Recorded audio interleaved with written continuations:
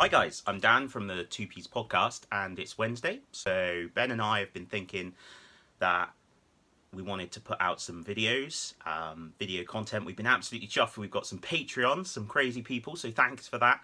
And we're thinking Wednesdays in between the podcast would be a great time to tell you guys what we're up to, what we've been doing on the hobby desk. So as you can see beside me, the hobby desk is a bit of a mess at the moment. It's not like me. Normally it's pristine and I get a lot of mock-in for having the clean hobby area, but a lot been going on, mainly working on Adeptus Titanicus at the moment, having come out the back of some Lord of the Rings.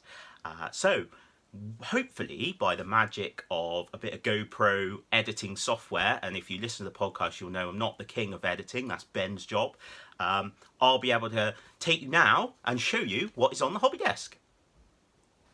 Okay, so first up this week I have been focusing on Adeptus Titanicus again.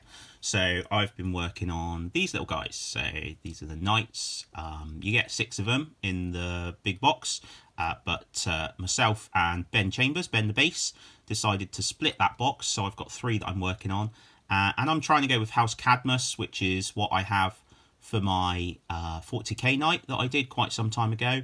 Now, one of the things that I've really struggled with on these guys, and if I don't shake too much, which isn't a terrifying fear of video, guys, I do have an internal tremor thing going on, which makes me do that. So now I've covered for the fact that if I am shaking because of the fear of video, hopefully you think it's not that. So Games Workshop don't actually do transfers for House Cadmus Knights. You don't get any of those.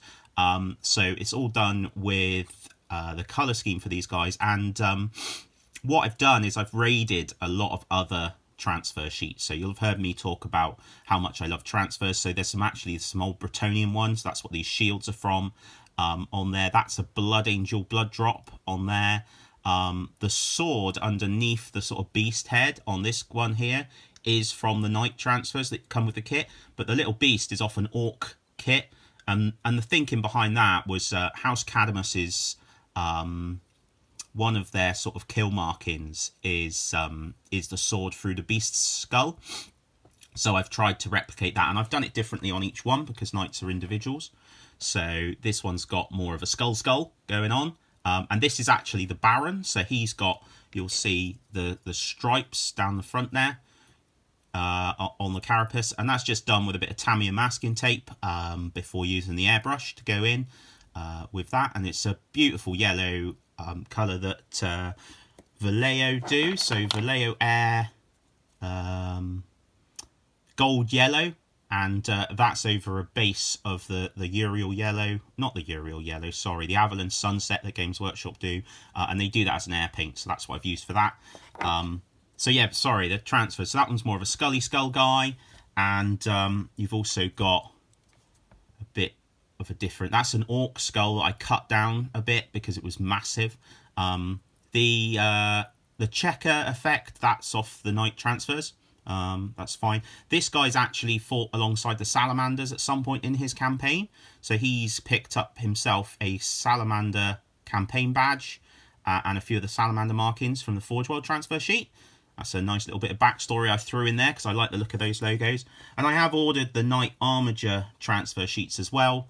And I'm hoping to be able to use them on some in the future. So fairly pleased with these guys. Done a little bit of the heat work with the airbrush on there.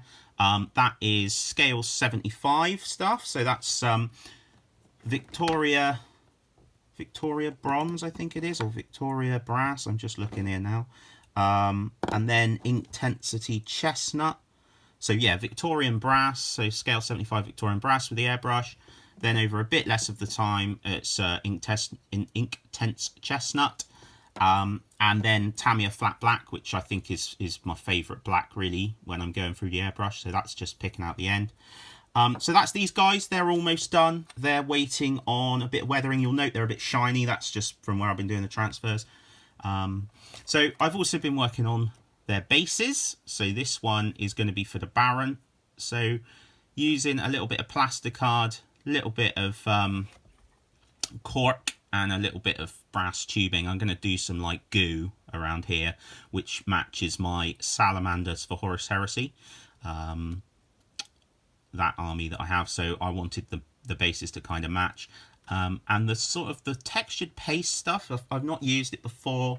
I picked up in a craft store texture sand paint from Deco Art. So 118 mils, and I think this pot was about £4. So really good value. You can color it, so you can add color into it, and essentially create like your the GW and Vallejo do coloured pastes. Vallejo do really nice big pots for really good value, but I haven't got any, and I'm just thought I'd use this, seeing it's on the side. I must have picked it up at some point. So it's all dried now, looks pretty cool. I'll paint it up and get pictures up, and you guys can tell me what you think. So that's been quite fun. So that's the knights almost done, and while I was waiting for the bases to dry, I went back and decided to do some work on my Volcano cannons for my Titan. So he is over here, so you can see working on him. I've done one armor panel so far, which I did put pictures up of. I'm not sure, after telling Ben, 2P's Ben now, that he should push the highlights a bit on his. I didn't on mine, thinking I quite want it to be dark.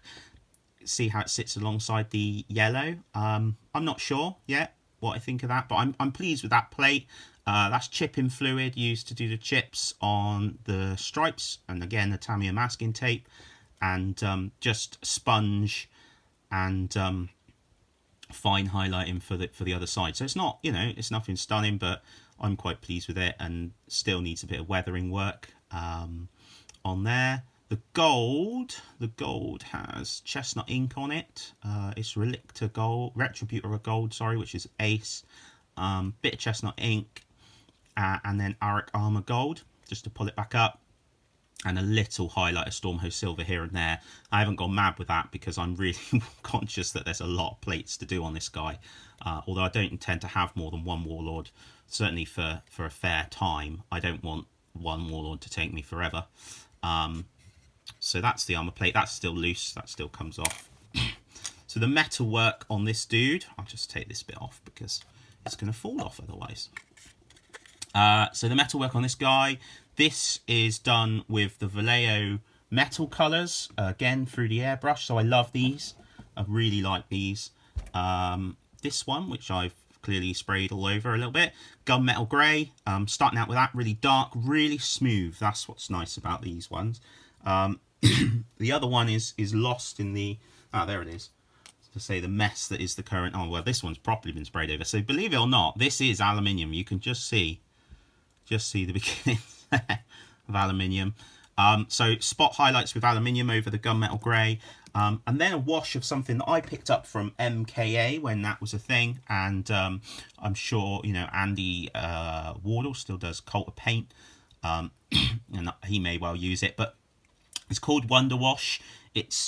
I've got a massive thing of it. Ta-da! And it's just a mix of some kind of cleaning fluid. I'll find the mixes and let you guys know, because at the time it was quite a sort of don't tell people if you're doing the course, because the course is quite expensive, but I will let you know. So that is some kind of cleaning fluid, and then loads of pots of like various stuff. Agrax Earthshade, there's some Lamenter's yellow in there. So it all goes on, get quite a brown wash, very nice, very subtle, can be used over lots of things. And then around the joints, this is from the AK line, so excuse me guys, engine oil. So I'm trying to make it look like it's flowing out. I haven't quite finished yet. This has not been varnished yet, so I can still go back in with white spirit and move this around. Really important. Excuse me. Those of you that know, I'm sorry, teaching you to suck eggs, but if you are using enamels, you can't just water that down with water. But what's nice is you can go back in and bring the paint back to life with a bit of white spirit and move it around again. So that's cool. I'm quite pleased with that. I've done some sponging with, I think it was actually, Vallejo silver. I've written in my painting diary that it was Stormhost silver, because I nearly always use that, but I'm pretty sure it was Vallejo silver, air silver. just to do some chipping on the armor plates. So that's that. And then lastly, last night, as part of Ben's paint night that he holds, I dialed in and I was working on these guys. So these are my Volcano cannons. I've got 2 of these, and I had done them, but I wasn't happy. They were too blue. So I've gone back in trying to do sort of a heated metal effect. But I'm sorry, I'm just looking at there he is on here. I've already been playing around. I got too excited and started attaching them. So this sort of heated metal effect, I saw, and I can't credit it because I can't remember it, which Ben's told me off for, but I did see online. I really liked one where the heat, rather than over the whole barrel, was sort of just in here and on the tip. So I've done that. Excuse me again, guys. Dear me. So I've done that, and then picked back out this sort of, I don't know what that is really. This piece in the black. So this is airbrush. So Vallejo metal colour, but chrome this time over the whole area. And then I used Games Workshop's shade Fugan Orange through the airbrush very lightly, and covered about this much of the weapon. Yeah. So you can just see the edges of it there.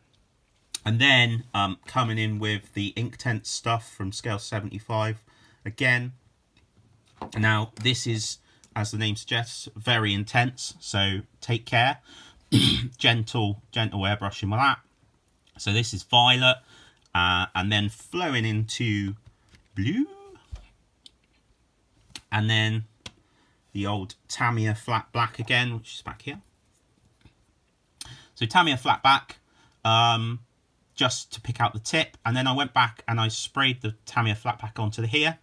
And sorry, that's going out of focus now. There we go.